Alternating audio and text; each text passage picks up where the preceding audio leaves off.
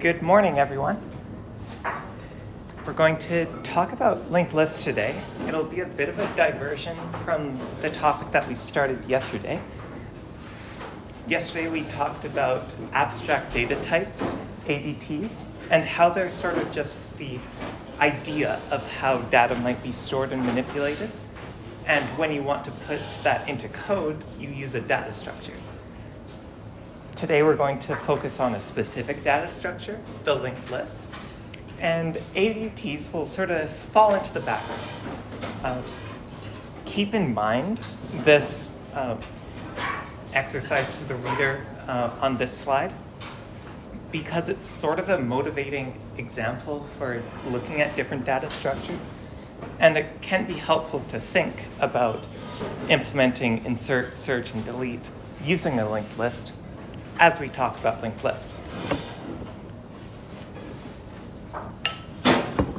But besides that, this lecture is going to be a lot more concrete than we're used to. We're actually talking about something that exists in code. That's crazy. This will be like partly review of first year, because hopefully you've seen a linked list before, but this will lead into more advanced variations of a linked list, as well as more thorough analysis of what a linked list does. I guess what a linked list does is a decent way of describing it. Basically, I'm saying we're going to talk about asymptotic notation in the context of linked list algorithms. So, as you hopefully know, but I'll give a quick overview of, in a linked list, space for each entry is allocated only when needed, unlike an array which has a fixed size that you can't change. And it's made out of entries called nodes. And each node includes some amount of data and a link to the next entry. So each of these objects has,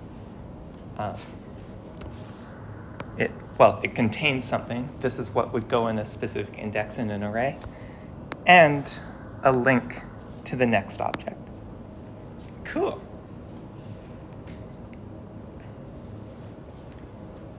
The entries in a linked list can be sorted or unsorted. And this has some implications for that motivating exercise from earlier.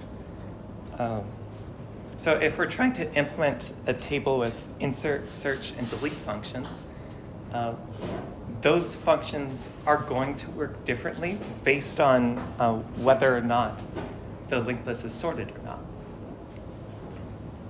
The linked list being sorted will make some operations faster, other operations slower, and you need to be able to weigh the pros and cons of an approach in order to pick an approach that is most advantageous for what you're doing and minimizes those disadvantages. You're gonna have to do this on the quiz. So if we're using an unsorted linked list, we know pretty immediately that this makes the insert operation really easy. Get a new piece of data, you just throw it in the linked list. Don't have to think about it.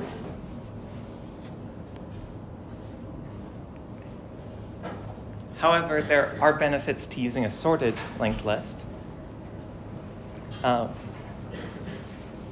So even if you can't use binary search, which is a big reason why you would use an array, that's a very efficient searching algorithm that takes advantage of the fact that you can access array elements by index. It still might improve the run times of search and delete. In an unsorted linked list, the worst case is that the thing that you're looking for might be at the end of the list. But with a sorted linked list, this is going to be really wishy-washy. Better explanations definitely exist. But in a sorted list, elements are on average in the middle. And there are tricks you could use with linked lists that involve giving them links to nodes other than the one immediately next to them, making a sort of fast lane of nodes that can make searches quicker. And this only works on a sorted array. Sorted linked list, sorry.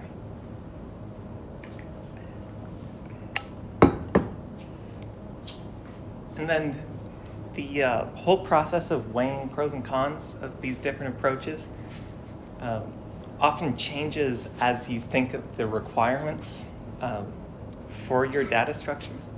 So say you need to enforce uniqueness, like each key can appear no more than once.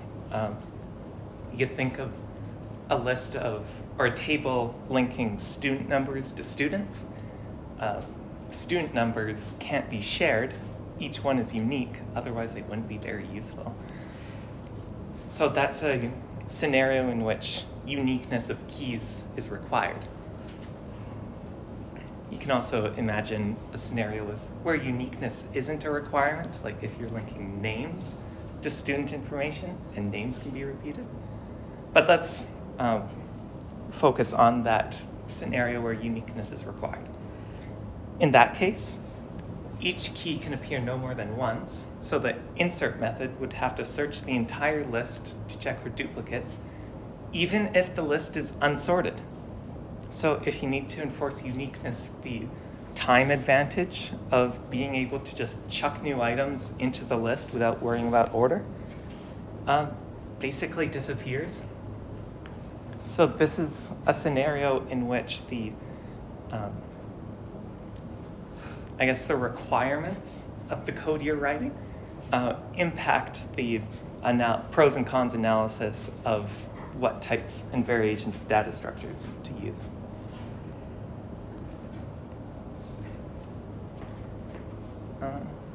I'm going to write down a summary of what I just said for the benefit of people reading the annotated slides.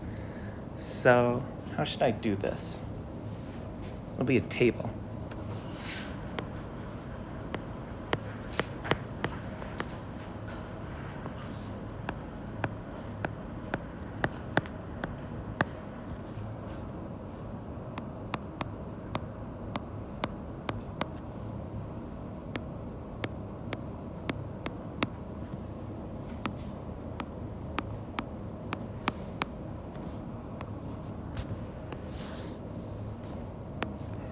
Try to fill in this table in your head as I'm doing it. Try and beat me to it. So with a sorted linked list, you're going to have to search the linked list for where a new element should be placed. And in the worst case, the element that should be placed, or this place where the element should be placed is at the end of the list, making it so the sort algorithm takes time, or it takes more time the longer the list is. And if one more element is added, it'll take one more iteration in a loop.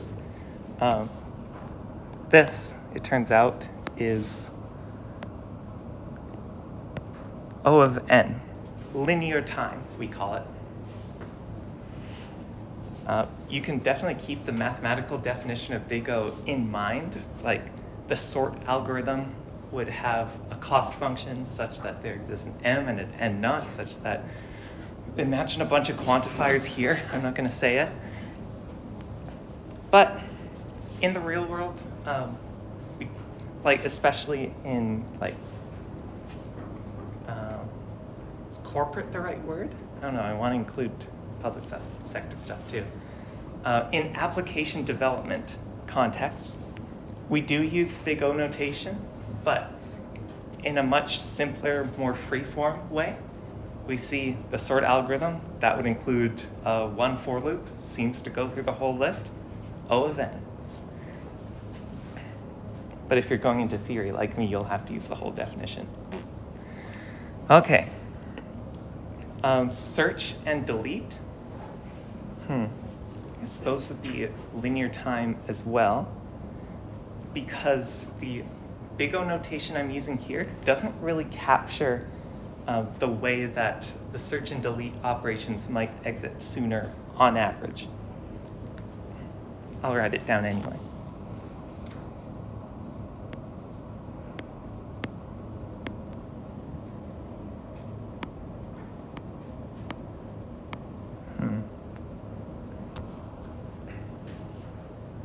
I'm regretting my choice of visualization here because we're about to make an unsorted linked list look objectively better than an unsorted one.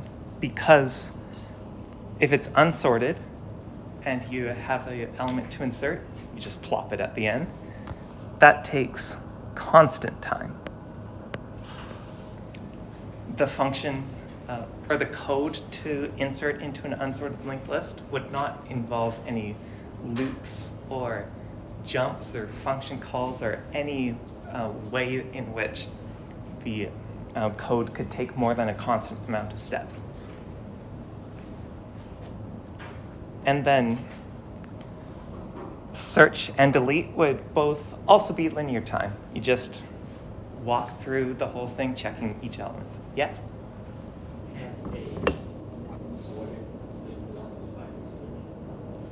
Spider search? I haven't heard of that. Oh, sorry. Okay, so short answer is no, but the long answer will be the subject of another unit later in the course. I'm just thinking about how much detail I should go into right now.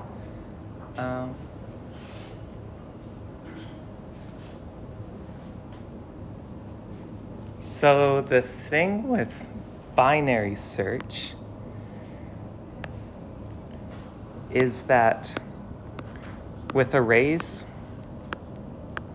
you can access elements by index. So it's actually feasible to go like, okay, I'm going to check the element in the middle, and then the elements that we're looking for is to the right. To the right. I'm going to check the middle of that sublist. And then elements to the right of left of that, and check the left. Something like that. This all relies on being able to say, in this case, I want index. Oh. I forgot that they start from 0. Whatever. You're able to write like, get the array element at index 3, and it'll get you the element at index 3 immediately. This takes constant time. With a linked list, on the other hand, say you wanted to access node 3,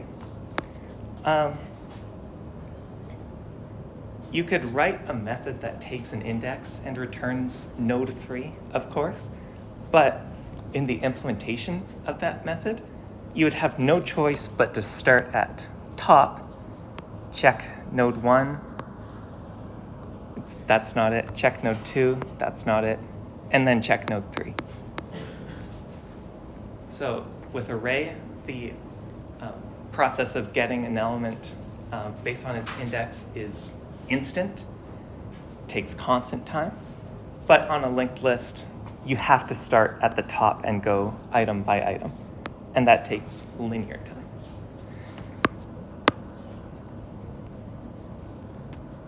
So that's an explanation of why you can't use binary search on a linked list. But you might be tempted to say like, oh, why not give the top pointers to more of the nodes? And that would be a pretty good idea, actually.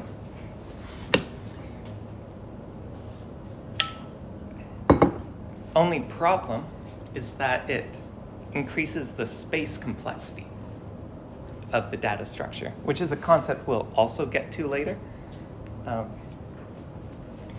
This linked list has one link for each element, roughly. The number of links is a linear function of the number of elements. Giving every node a link to every other node, which would enable binary search, would require, well, as I just said, every node to have a link to every other node. See how many arrows I just drew? Turns out the number of links we use here is a quadratic function of the number of data items we have in the list. So quadratic polynomial with degree 2. We would say that the space complexity is big O of n squared. As opposed to big O of n with a regular linked list. Last bit of this tangent is that later in the course we're going to study a data structure called binary search trees, which sort of combine the advantages of how a linked list can have space allocated as needed and how arrays can use binary search. They look sort of like this, where each of these circles is a node. But we're getting ahead of ourselves. Where was I? Oh, yeah, right. Trying to talk my way out of accidentally making unsorted lists look objectively better than sorted lists. Well, search and delete take O of n time for reasons that we actually just went through. Linked lists require going through each element individually to find an element. Yeah. But I want to add at least some nuance to this visualization before moving on, because I don't want to give the impression that unsorted lists are objectively better. We talk about why right here.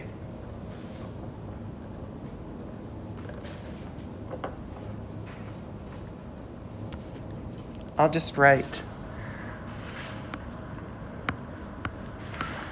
unsorted is better in theory,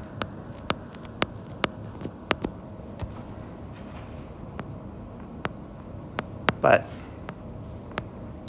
sorted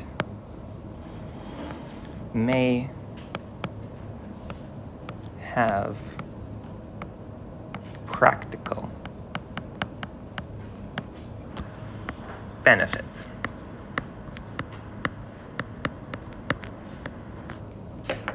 Cool.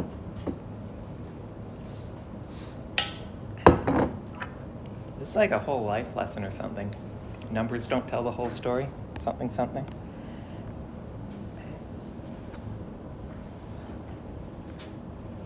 Right. Implementation. This is what a linked list might look like in code if you're bad at coding. Ooh. No, honestly, like this is a good first attempt. This is what a linked list might look like in code before you run it. You just wrote it, looks good on paper, but it's probably going to crash very quickly as soon as you start using it in a real program. And take a moment to think about why.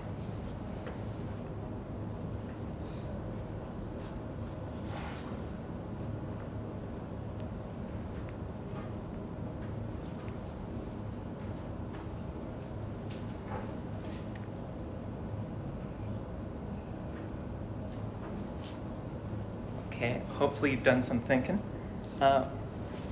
I'm going to mock running through this code in like a couple regular old operations. So let's say my linked list starts out empty. I'm going to, ew, that's a horrible square. Ah.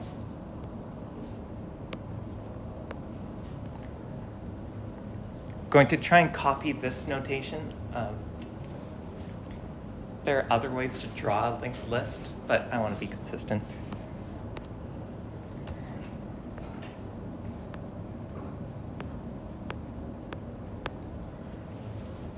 So we start off with an empty list. We have top pointer. excuse me, and it just points to null. So if we're running through the insert operation with this implementation, something bad will happen. And by the way, I misspoke when I said this is what a linked list might look like. It's hopefully obvious from the insert method signature or the method name, but this is just the code for the insert method. So anyway, prev node equals null, that's fine. Current node equals top, that's fine. That'll be set to null. While current node dot data, null dot data, null reference exception. Our code's already broken. Okay, let's try a different example.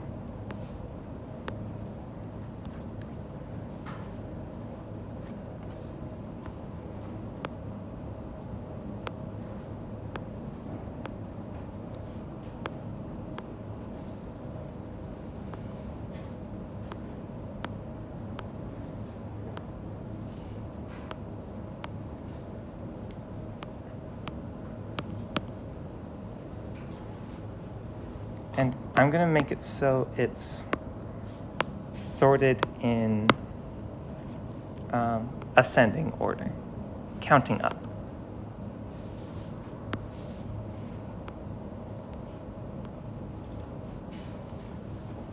Inserting a new element between, or in the middle of the list will work just fine. Say we want to include the element 6.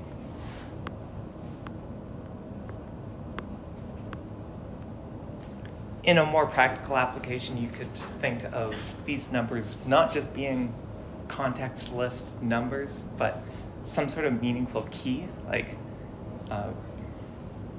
this is a totally new university and you're managing students with student numbers 5, 6, and 8, something like that. But for simplicity's sake, all the examples in this course will just have plain old numbers. So kernode is set to top. We check kernode.data, compare it to new data. 5 is less than 6. So we move on to the next data item. Then we see that 8 is greater than 6. We break out of this loop and then make it so the new node points to the one that was current at the end of the loop, and the one that is previous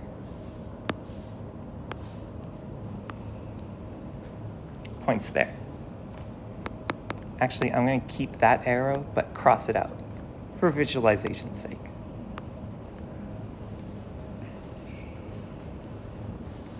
Cool. So is this insertion method good? Do we trust it? Obviously no, but once we fix that issue with the empty list, do we trust it? No. There are more ways in which this could fail. I think one of them is adding a node to the beginning of the list. So let's try that.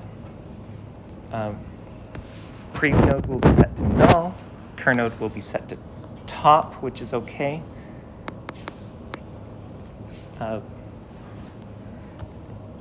Let's say we're adding the number 1. I'm going to draw a node for it like I did with the 6 example, even though we don't really make a node until here. This loop will break immediately because 5 is greater than 1. Yeah? When we insert 6, is there anything that breaks the length from 5 to 8? Ooh. Let's see. Oh, yeah, the last line. This will overwrite the link from 5 to 8 with a new link from 5 to 6. Where was I? Oh yeah, this node will immediately break. We're going to set or make a new node that links to cur node.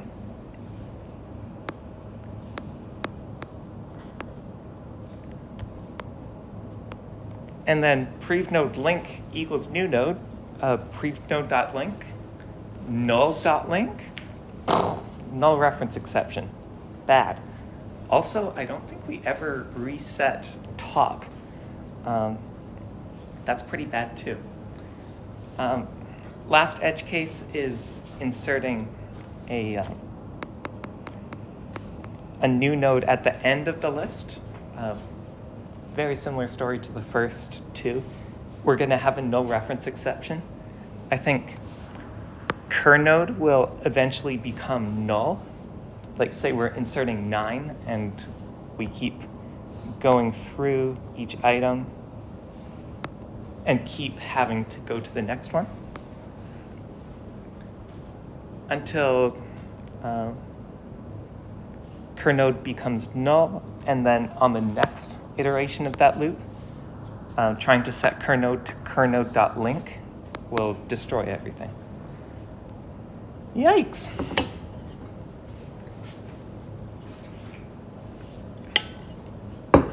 So this is a more practical lesson that'll probably come up in assignment 3. Specifically, linked lists have lots of different special cases that you need to handle. But more generally, you're going to want to write a pretty thorough suite of tests for all the code that you write.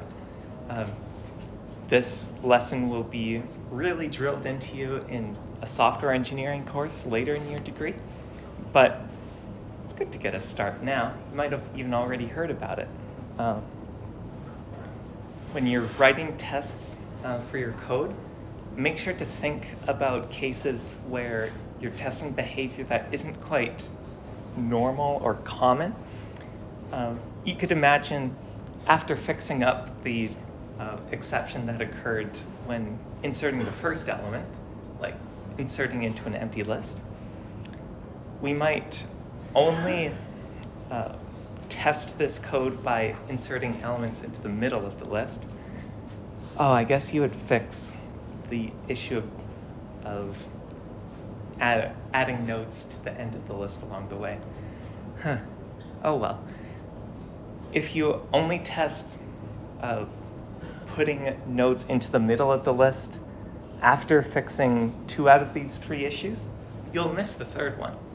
And then that bug will be in your code, and instead of you discovering it, a customer is going to discover it, and they will be angry at your business.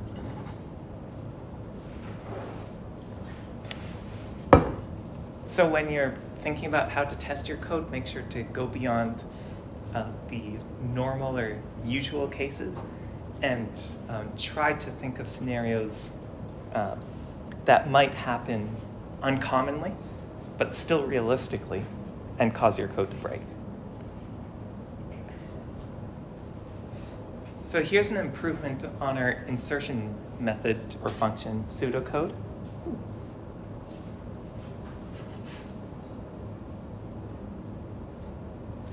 Oh no, I'm trying to scroll through my copy of the lecture notes on my laptop, but laptop's cursor is trapped here.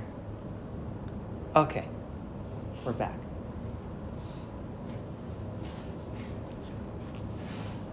So we considered 3 special cases. What if top is null? What if there is no previous node? And what if there is no next node? And we added basically a bunch of if statements to make our code work better. So this is new, this is new, and also this fixes the issue I complained about with top never being set correctly to accommodate a new first node. It's good. It's better. But we're about to learn another sort of big lesson about data structures, which is that starting with broken code and then like duct taping a bunch of fixes to it can work. That will probably solve existing problems. Might make new ones, but who cares? However, if you put a good deal of thought into your data structure choices before implementing them, you can make it so these issues and their accompanying fixes never even happen in the first place.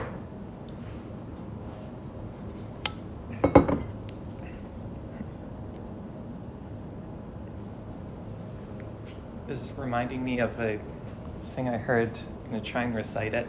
I think it's that junior developers make complicated solutions to simple problems. Senior developers make simple solutions to complicated problems. And the truly great developers make it so the problems don't happen in the first place. Let's be legendary. This is one possible modification to a linked list. Remember from the discussions yesterday that a linked list is a data structure, not an ADT. So even though there are many different possibilities for its implementation, we consider those to be slightly different data structures as opposed to different implementations of the same ADT.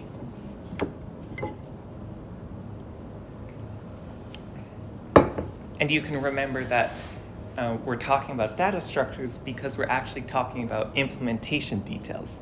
We're talking about like pointers and actually writing code, which are two signs that you're not talking about ADTs. So, what's so dummy about dummy nodes? You could add these to a linked list containing sort of garbage data. And like only nodes 1 and 2 here actually contain data that is meaningful for an application. Header and trailer contain, like I said, garbage. So why would you want that? Well, it prevents some of the special cases that we discussed earlier from happening in the first place. We had to put a bunch of null checks in our code, and it got pretty ugly. And you could imagine this same idea applying to a more complicated application and resulting in an absolute mess of spaghetti code. But with clever implementation choices, we make it so they never happen. Top is never null because it always points to the header. And every real node has a node before and after it. So every node has like a previous node. And more importantly, the link or next or whatever you want to call it is never null for a real node. Always points to something. So I was saying earlier that if you are making a linked list and testing it only by adding new elements to the middle of the list, never the start and the end, you would miss some special cases. But with a dummy node, those special cases never really happen. A new node that goes at the beginning of the meaningful nodes for this list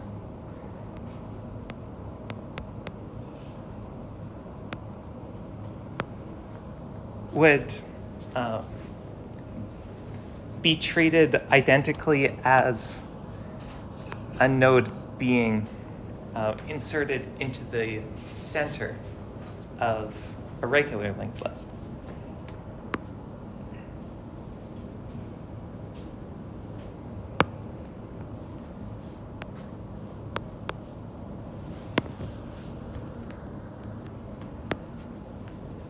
Gonna keep saying this. It's good to analyze special cases and make sure they work, introducing fixes as necessary, but it's better to make it so they never happen in the first place. So that's cool. You should use headers and trailers in every linked list you ever write. Maybe.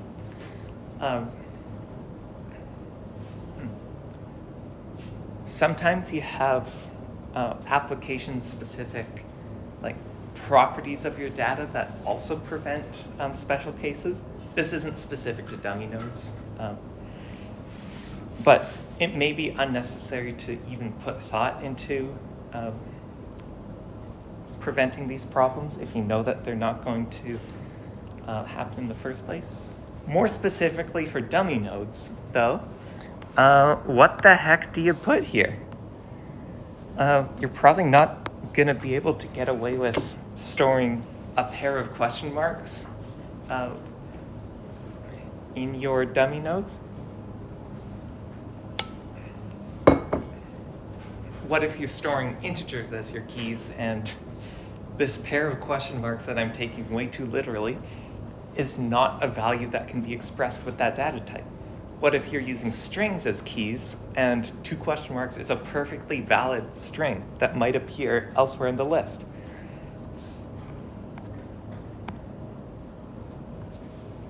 This is a problem with dummy nodes that makes it so they aren't always usable.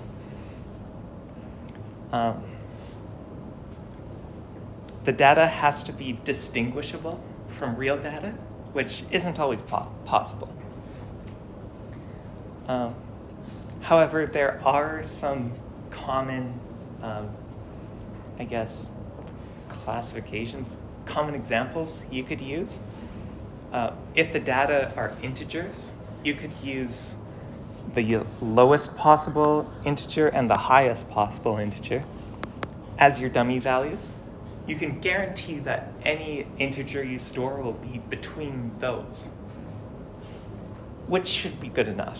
It also makes it so you can't store those specific integers in your list, lest they get confused with the dummy nodes.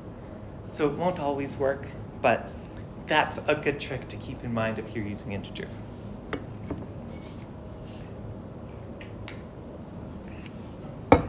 If you have a specific range for your data, then it becomes a lot easier. Just use, or this is specifically for integers still. If your data has a specific range of its, not integers, just numbers in general. These examples are floats. Or are they? Whatever, we're going to stick with integers for simplicity. Anyway, if your integers have a range, you could use numbers outside of that range. So in the example of student ID numbers, those are positive 7-digit integers. So in the header, you can put any integer that has less than 7 digits. 999,999 would work. And then for the trailer, you would put a number that's too large to be a valid student number. 1E8 is 10 to the power of 8, 1 with 8 zeros after it. It works. 1E7 would probably work. Oh well.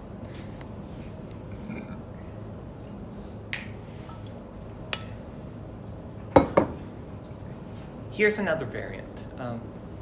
I don't really have a specific use case to introduce this in, other than sort of repeating the motivation for a, or instead of just repeating the motivation for dummy nodes. This solves the same problem, makes it so all nodes have a next node all the time, but it does so in a different way. It no longer has the disadvantage that that you might not be able to think of data to put in the dummy nodes, but it introduces its own problems.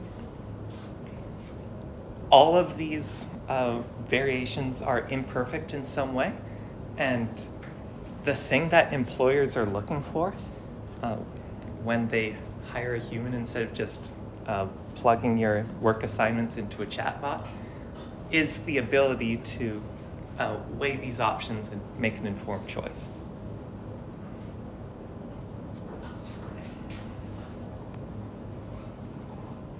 You can also combine this with dummy nodes. With the earlier circular linked list, you would still have to deal with the special case where top is equal to null. And then you'd have to do the null check to make sure that your first insertion doesn't blow up everything. So you could fix that by introducing a header node. No need for a trailer because of the circular structure. The header node sort of works as its own trailer. It's cool. And it makes it so the linked list always has something in it, and that each node always has a next node. So if the list is empty, it's going to just be the dummy node pointing to itself.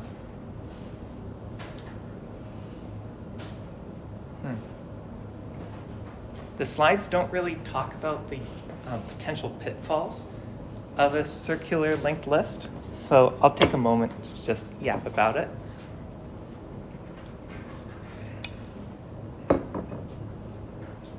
The main issue, which thankfully kind of gets fixed with a dummy node, is that searches might go on forever. Say we have 1, 2, 3, 4, and we're looking for 5. An algorithm might go okay, let's check top. Is this 5? No. Let's check the next. Is this 5? No. Let's check the next. Is this 5? No. Let's check the next. Is this 5? Ooh. No. Let's check the next. Is this 5? No, let's check the next. It goes on forever. There are ways to get around this, but in a sort of naive implementation, this is something that is at risk of happening.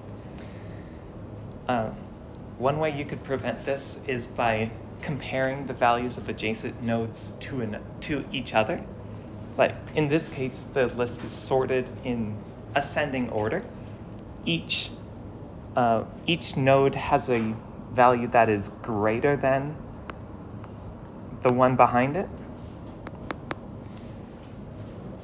So you could use that property to detect when you've gone through the circular part.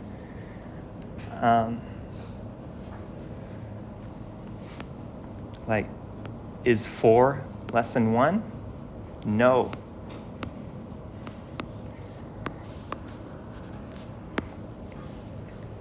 And with that comparison, as you're checking nodes, compare its value with the previous node, that would let you detect when you've gone through the link from end to beginning.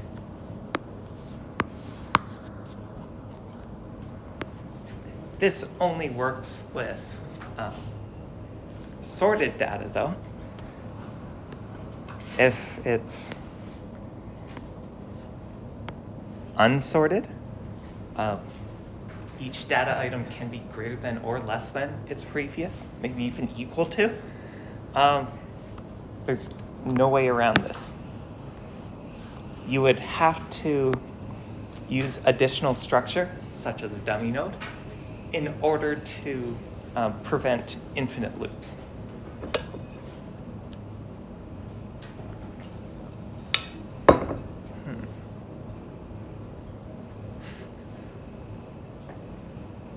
Yeah, this is like, I don't want to spoil future assignments too much, but this slide here is my chosen solution to a problem in assignment 3. It involves making a linked list containing a data set where the keys have a logical first value, like something you can put in a header, but no real last value. They're unbounded. There's nothing that would make sense to put in a trailer. So my solution to that part of assignment 3 uses a circular linked list with a dummy node at the beginning.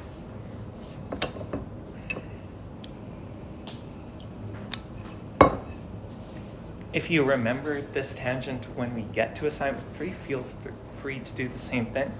But other solutions are possible. This is just my favorite. And I sort of hope that you don't remember this so that you go through the process of thinking of the best solution yourself.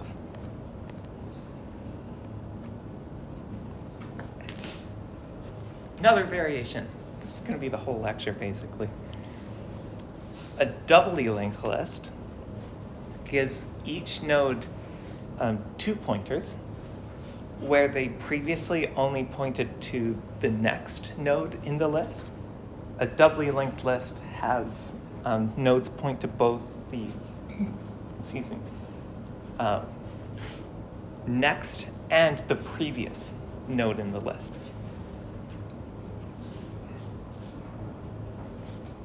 This gives us some advantages in terms of algorithm complexity.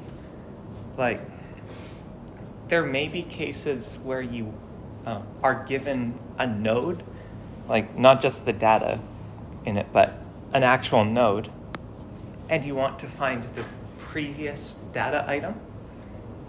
With a circular, I guess this does apply to circular, but with a singly linked list, say you're given this node and you want to find the data that came before it, you would have to start from the top, search the linked list until you find the node that you are given. Remember the previous node, like with a prev node variable, and then return that previous node. If you have a really long list, this can take a really long time. But doubly linked lists make this easy. If you're given a reference to this node and you want to find the previous data item, you just follow the back pointer. Easy. You can combine any number of these variants together. The doubly linked structure can be used with circular linked lists. And you can also use a dummy node. These aren't like discrete types of linked lists that are like completely separate. These attributes can be combined with one another.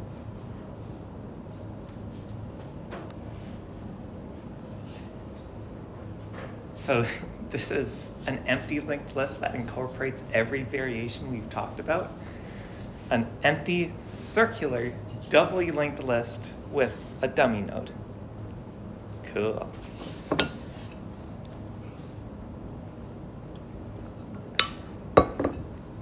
This does make the data structure more complicated, I have to admit.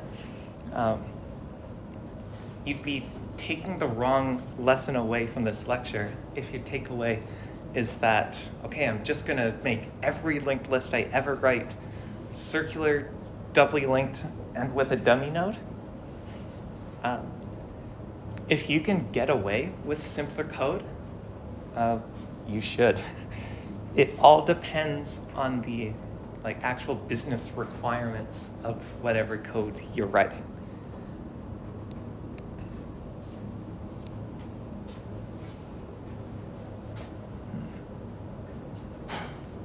Aha, this is where we talk about space complexity. But first, time complexity. I'm going to make another table with one row. Or just write them down here. But anyway, stating the time complexities of the three table operations, insert, search, and delete, in terms of n. And we have to consider, is there any combination of the properties covered above that gives us a different answer than the others? Or are they all the same all the time?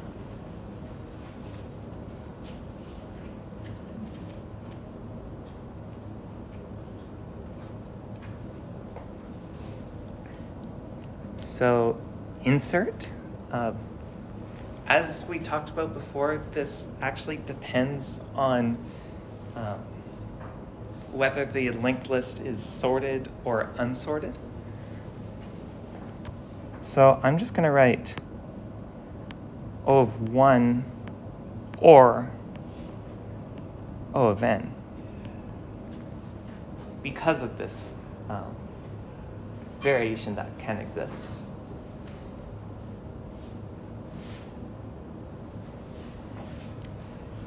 Search and delete both take O of n time. Search should be pretty straightforward because it involves going through each entry of the linked list to find what you're looking for.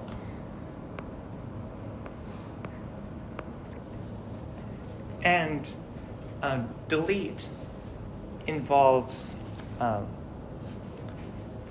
basically searching for the thing you want to delete and then removing it.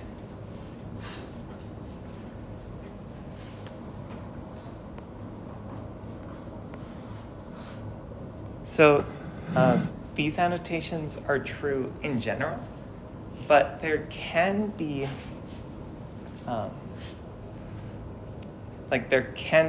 some variations, again, based on business requirements that can change the time complexities. Insert, we've already seen, can be constant time if the list is unsorted or linear time if it's sorted. But also with delete, you might have an application where it makes sense to delete the most recently added item. So you would maybe want to make operations like delete first or delete last, and those would just directly access either the first entry in the linked list straightforwardly or the last entry using one of the tricks we saw earlier, like circular structure and or double pointers, like previous pointers. And that would work in constant time. No need to search through the list, just access the first item or the last one if possible and remove it.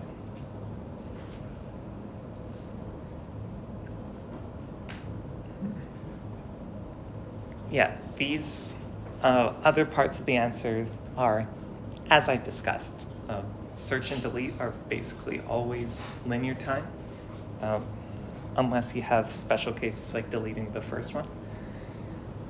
And insert is constant or linear depending on whether it's sorted or not. Now, we can talk about space complexity. We've been talking about time complexity for the entire course so far, other than my rant about space complexity earlier. Where time complexity is a description of the time it takes to run an algorithm. In our mathematical model, we measured it in terms of steps in a more practical model, you might actually measure it in terms of like CPU cycles, but those can get messy because of differences between specific computers, so you're better off just using steps. Space complexity, you could think of as using bits or bytes, but similarly to how we tried primitive operations for like 2 slides and gave up on that in favor of the more simple model of steps, we're not going to go into very granular detail about space usage. Counting the number of bytes used to store a data structure would be absolutely exhausting. So we're going to go even more general than steps, just sort of counting the things in it. So think of what a linked list has in it. And more importantly, how much stuff needs to be added when you add one data item.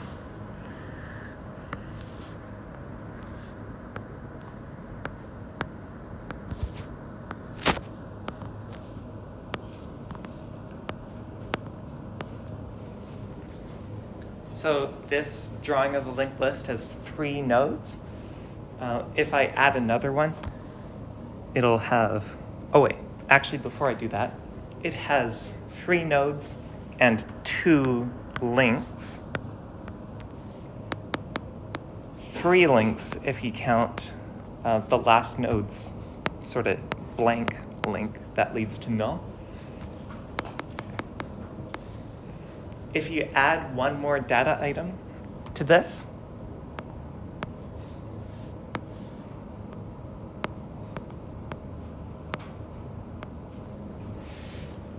you'll end up adding one more node and one more link.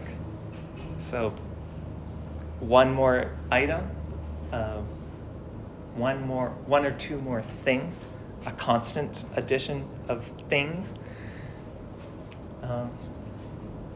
Think back to calculus and how the derivative of a linear function is a constant.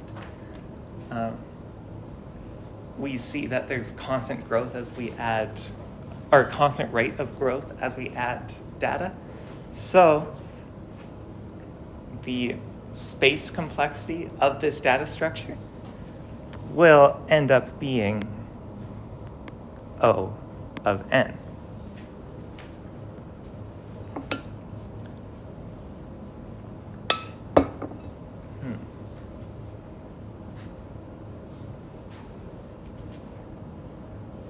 You could imagine a linked list having a cost function for the amount of space that it takes up, and it would look something like f of n equals 2n, probably plus some constant. I don't remember to add plus c.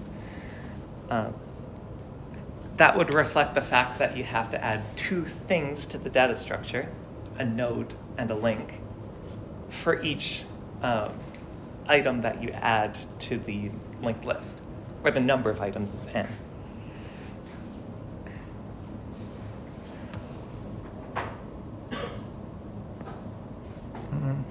Actually, I don't feel like writing this down.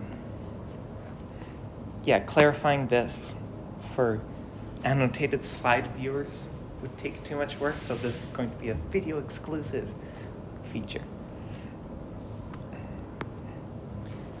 We see that a basic linked list requires a linear amount of memory for the number of data items that it contains. And it's worth asking whether this changes for different variations of a linked list. Like, is there some super efficient compression we could do to use O of log n space? Is there something we could do that makes the data structure work faster but take up more space, like O of n squared? Um, for the stuff covered in this lecture, nah, not really. All of the variations that we've seen do add more stuff to the linked list, but they don't change its asymptotic time complexity. For instance, a doubly linked list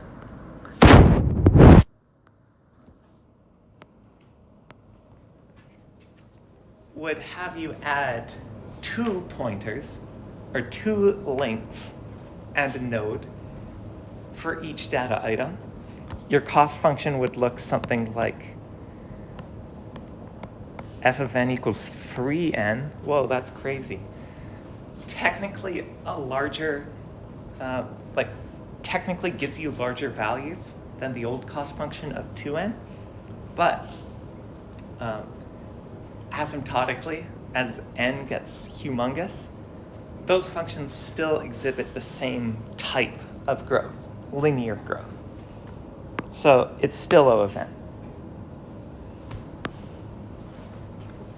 A dummy node would that would add a constant overhead to this.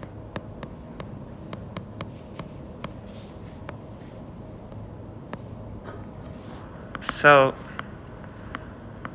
this wouldn't change how much stuff is added to the linked list as new data items are added, but they would add a constant amount to the space that the linked list takes up. We'd have something like f of n equals 3n plus, I don't know, 1 trailer, link, link, link, link. That's 6 additional things that always exist. So we'd say that the cost function for the space that this linked list takes up is 3n plus 6.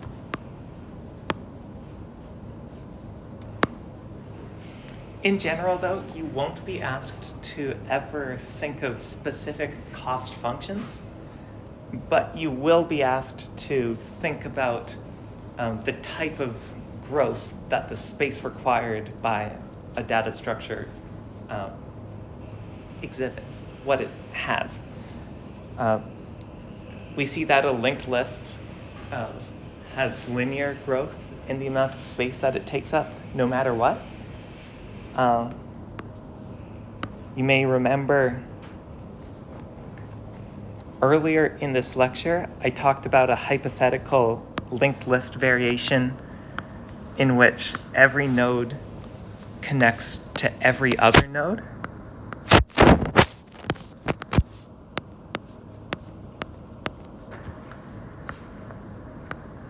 And that would have meaningfully different asymptotic growth.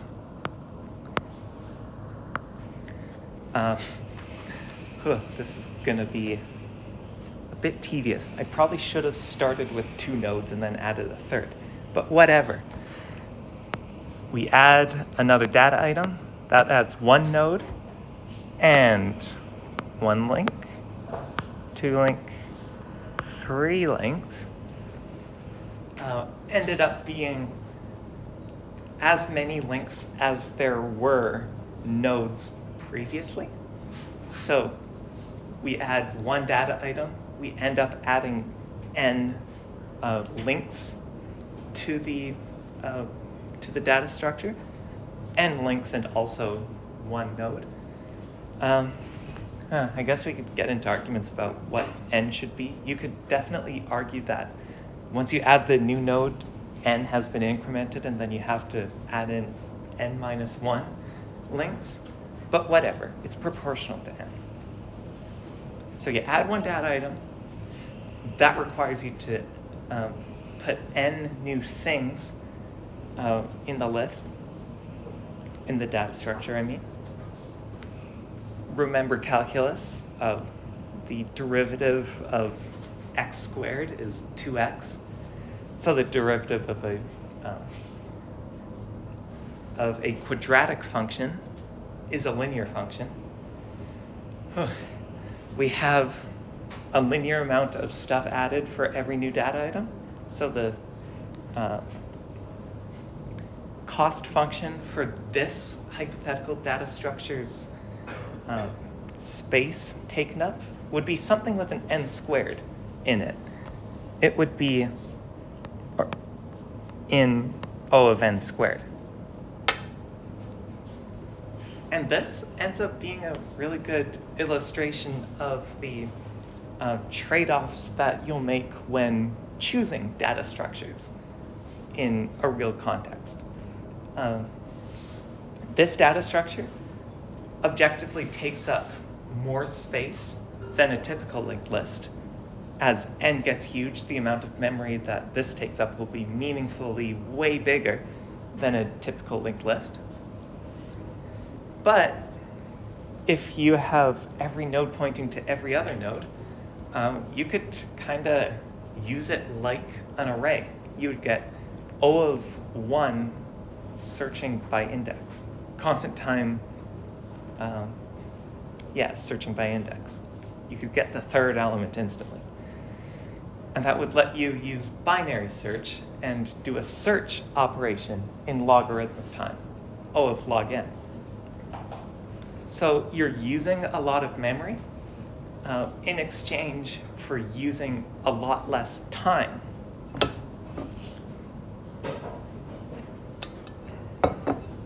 In some cases, this is a very good idea. Consider video games.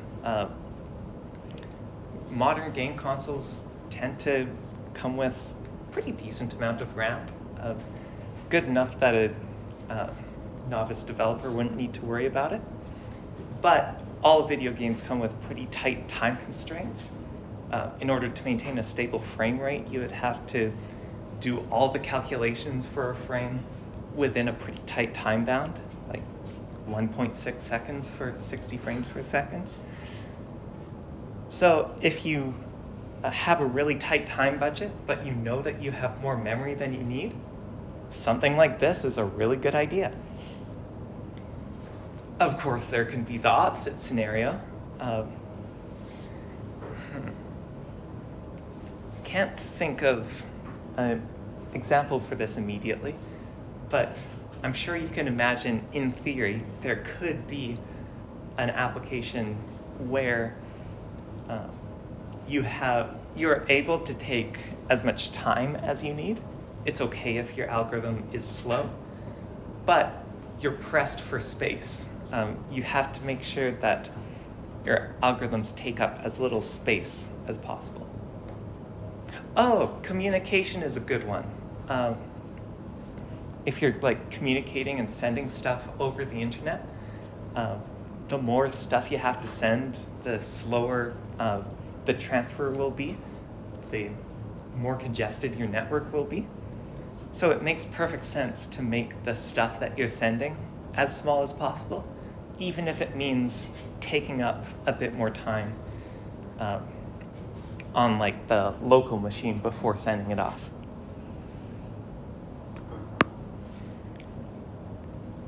Should I erase this?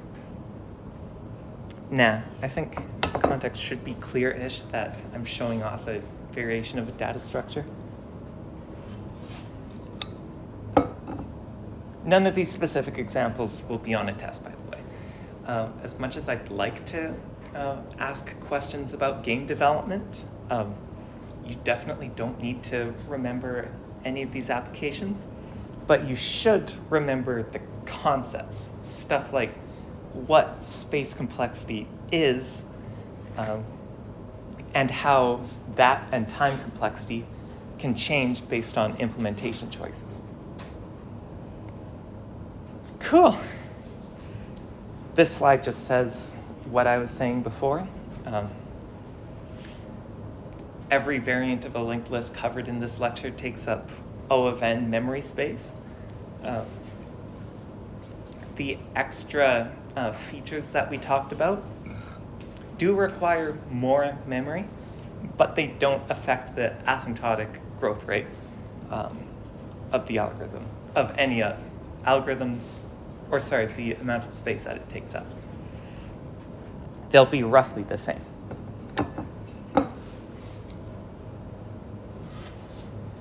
So to summarize, linked list is a data structure that will be used to implement various ADTs, such as tables. We'll be covering more ADTs in future lectures. I think next lecture is going to be about stacks and queues. The big advantage of linked lists is that space is only allocated as needed. You don't need to know how many data items you're going to store in advance as you would with an array. However, the trade-off for that advantage is that sorting always takes O of n time, even if the list is sorted, which is worse than an array which can do binary search in O of log n time. So if you're doing lots of insertions, a linked list might be better. If you're doing a lot of searches, an array might be better. Always different trade-offs. That said, you can run insert and delete from the front or back of the list in constant time, which might provide an advantage in specific practical applications. I'm gonna keep saying this like forever. All of these choices should be informed by the requirements of the code that you're writing. Call them business requirements. Yeah. They'll give you the context to weigh the pros and cons that we've been talking about here, and like I think I said earlier, make an informed decision. That's all for today. We'll probably talk about stacks and queues next class. Until then, take care.